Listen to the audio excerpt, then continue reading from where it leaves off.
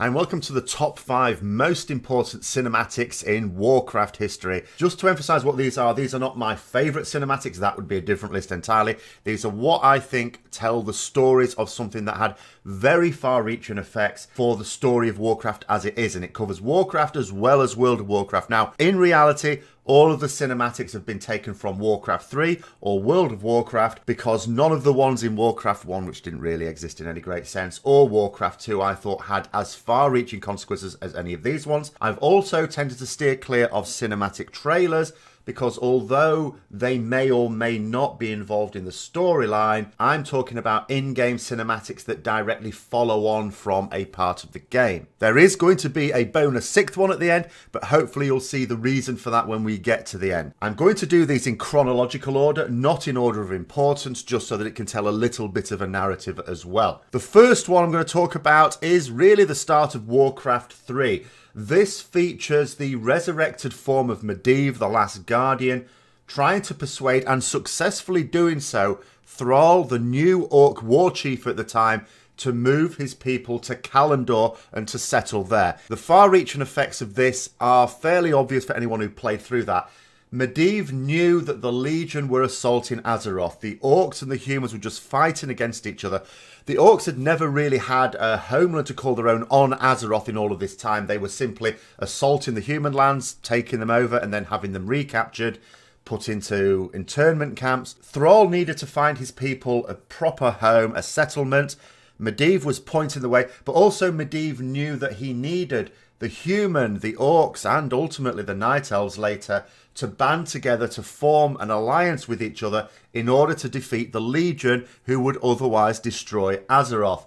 And this he was able to do. The Orcs, not only by moving to Kalimdor, were able to find land of their own in an area that Thrall called Durotar after his father, and settled Orgrimmar, again named after his best friend Orgrim Doomhammer, but also he came across vol'jin and befriended the Darkspear Trolls, and Cairn Bloodhoof and befriended the Tauren, and therefore was able to expand the Horde, so it was no longer the Orcish Horde, but actually a band of people with shared ideals in a land of their own. As a result of Medivh's efforts, although he wasn't able to persuade the main human kingdoms to move as well, he knew that Lordaeron would fall. Nonetheless, Jaina moved her people there, so an alliance was able to be formed that did successfully repel Archimonde's attack on the World Tree on Azeroth and defeat, for the time being, the Burning Legion's attempts to destroy Azeroth.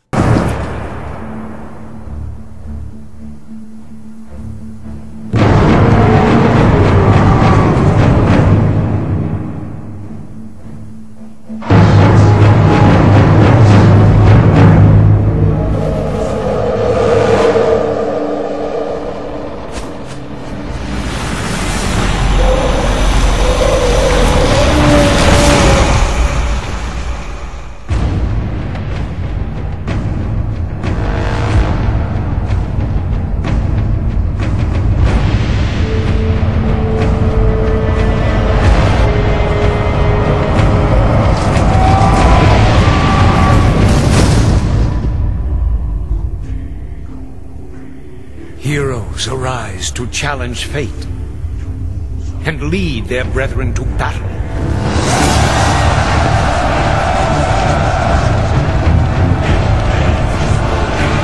As mortal armies rush blindly towards their doom, the burning shadow comes to consume us all.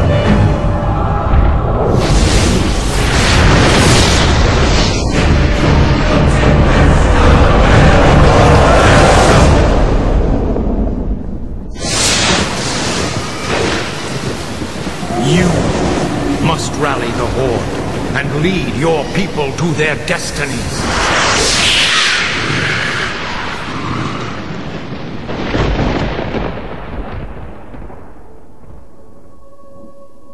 Seek me out.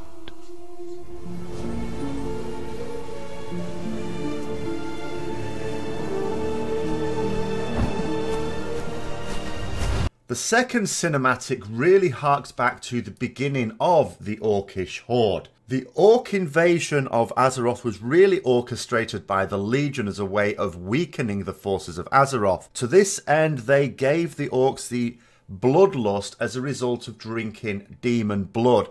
The demon in question being Manaroth. So when the Burning Legion decided to invade Azeroth again, Manaroth used his blood to try and whip up the Orcs into a frenzy again. Thrall, upon learning this, decided he had to take out Manaroth and went with his friend Grom Hellscream, who was one of the ones who willingly drank the blood of Manaroth in order to defeat him.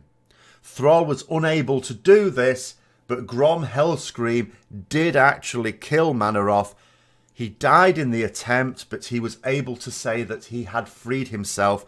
But in actual fact, what he'd done is broken the link between the Legion and the Orcs. The Orcs were now free of the Burning Legion's taint.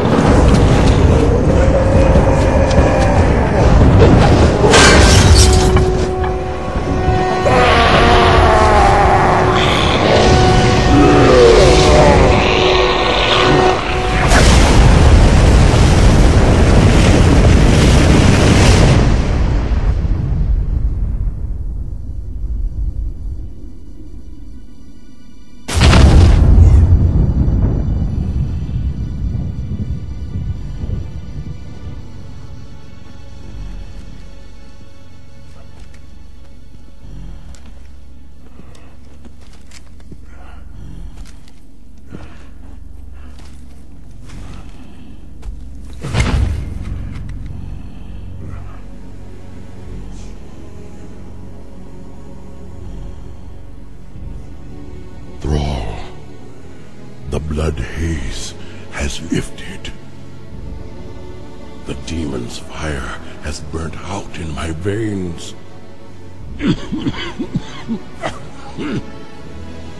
I have freed myself.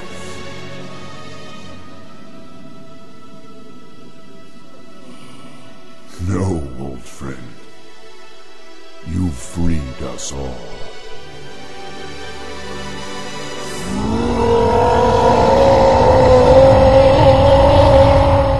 The third one is now from World of Warcraft, and this involves the battle at the Wrathgate. And there's a few things going on here that have far-reaching effects. The first of which is that it has the Alliance and the Horde directly working together. They're not just working against a common enemy, they are actually working together. They are brothers in arms at this particular point. During the attack, Putricide for the Forsaken launches a plague attack on the Wrathgate. It is there primarily to try and take out the Lich King, the sworn enemy of Sylvanas, but in reality what it's doing is it's creating a schism again between the Alliance and the Horde.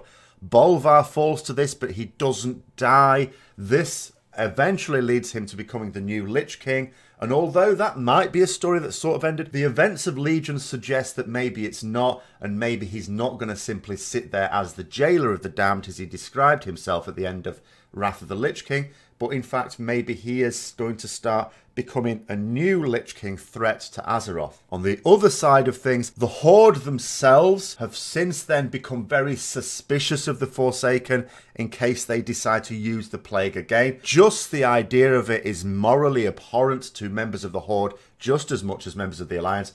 And finally what this did is it again created a warlike state between the Alliance and the Horde that lasted for some time. Arthas!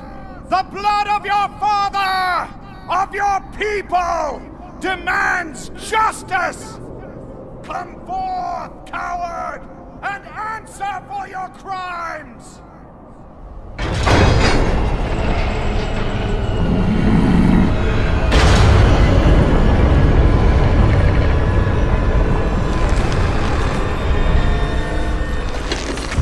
You speak of justice, of cowardice. I will show you the justice of the grave and the true meaning of fear. Enough talk! Let it be finished!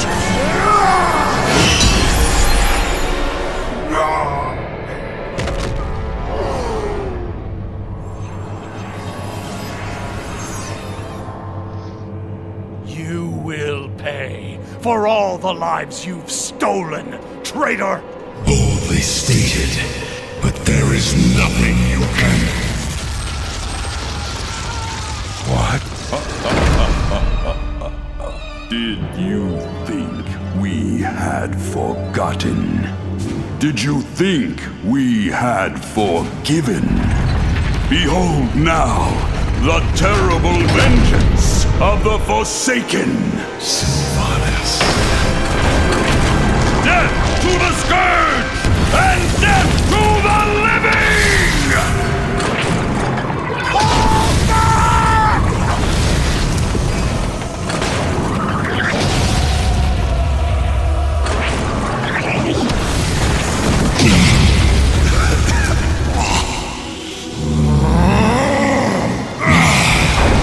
This isn't over.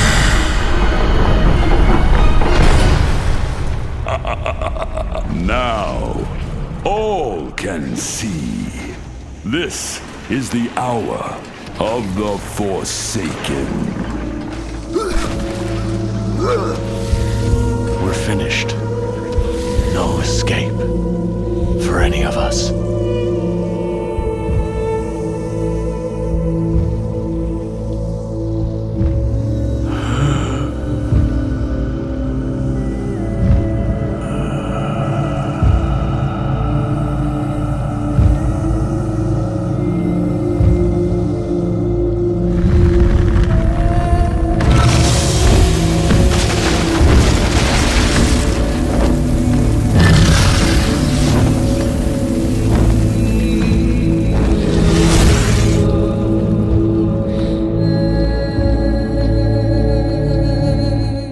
In fact, it lasted until this next cinematic. This is the event at the end of Siege of Orgrimmar. Garrosh Hellscream, who has used his horde to try and wipe out the Alliance, as well as aspects of the horde that he doesn't really think should be part of the Orcish horde. Both the Alliance as well as the members of the horde, who are still retaining some honour, decided to band against him, and they finally defeat him, at which point Jaina, who has now decided that the Horde are an evil and need to be wiped out, prompts Varian the King to destroy the Horde, to destroy their leaders, dismantle the Horde. Varian at this point describes the fact that the Horde have committed some terrible atrocities, but he also acknowledges that members of the Horde fought against the tyranny of Garrosh, and that as a result, they should make peace. But he leaves with a warning that if the Horde ever fail to uphold honour, that the Alliance will destroy them. Ugh, look at them. Already they plot against us. Seize this moment, Varian. Dismantle the Horde. Guardsmen!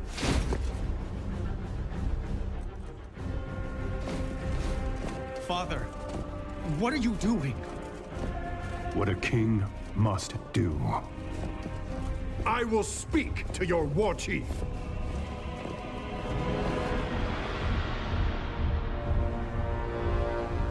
I speak for the Horde.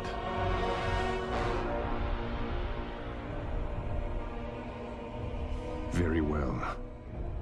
The Horde has committed heinous crimes, vol'jin.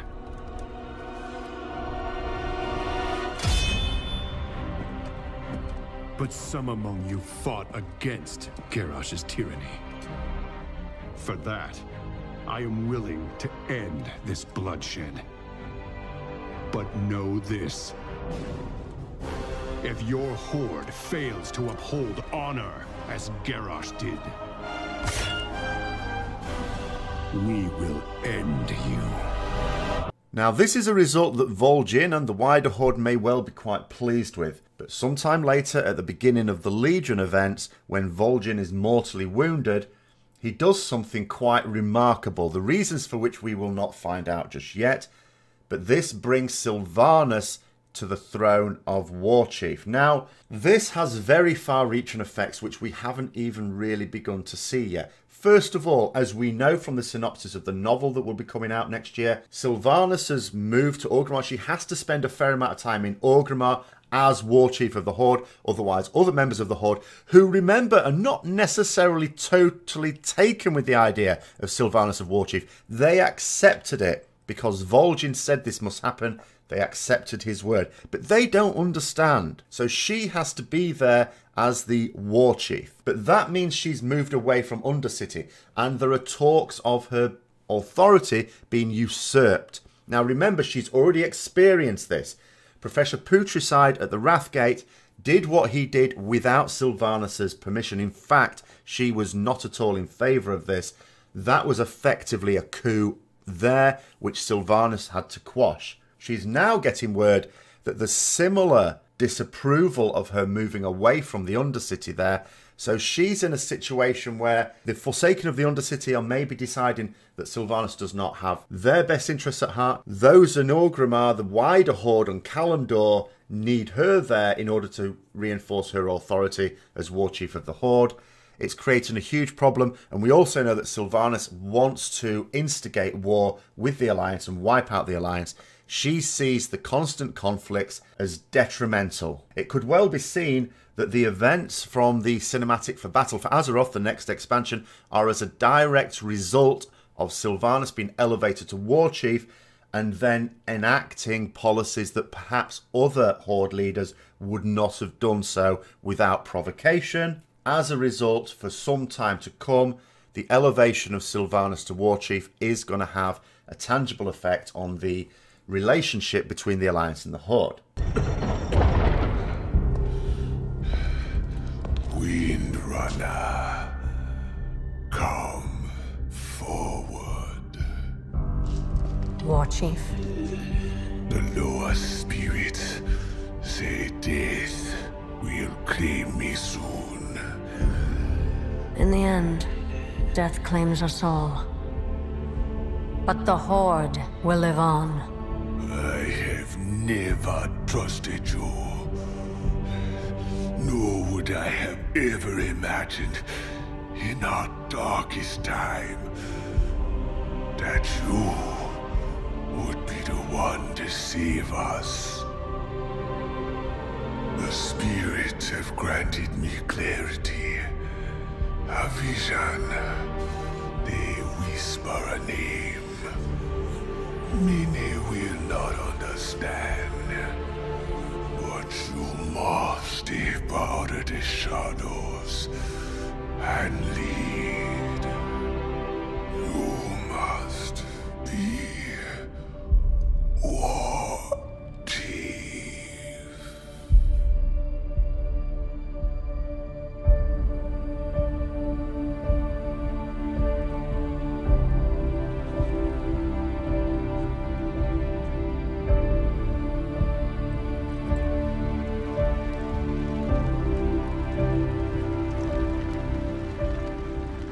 Vol'jin is dead.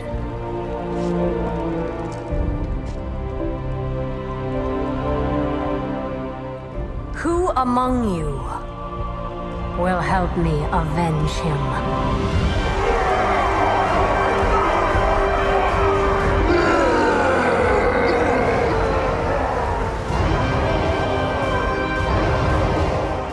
So those are my top 5 cinematics that I think have a very clear, very far-reaching effect on the storyline as it's panned out. But there is a 6th which I suspect is going to have very far-reaching effects, but we don't know yet because the story hasn't been fully explored, and it may not be.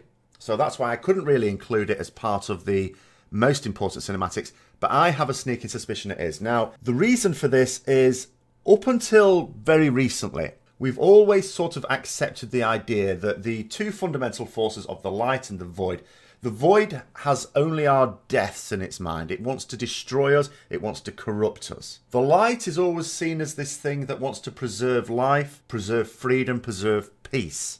So many races, this goes beyond paladins and priests in terms of classes, many races regard the light as being benevolent. But this next cinematic taught us that potentially this is not the case at all. Perhaps the void and the light just have their own ideas for the universe in mind, and that when it comes to it, the light will enforce its will when we disobey it just as much as the void, and they are perhaps no more benevolent than the void, they just have a different idea for the way things should be done. I sacrificed that birthright long ago.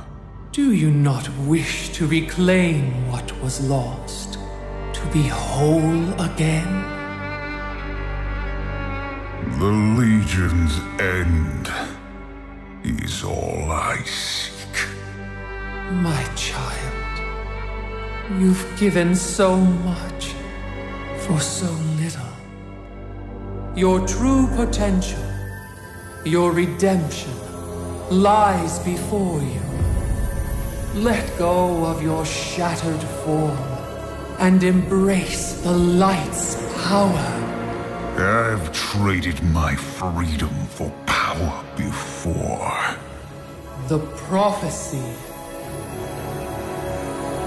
must be fulfilled. Your old life has passed. The light will forge you a new one.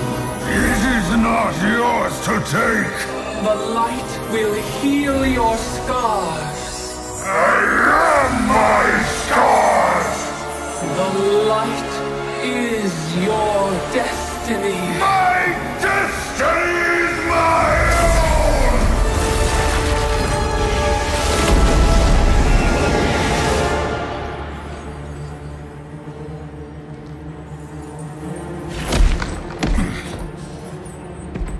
You've doomed us all, betrayer! Your faith has blinded you. There can be no chosen one. Only we can save ourselves.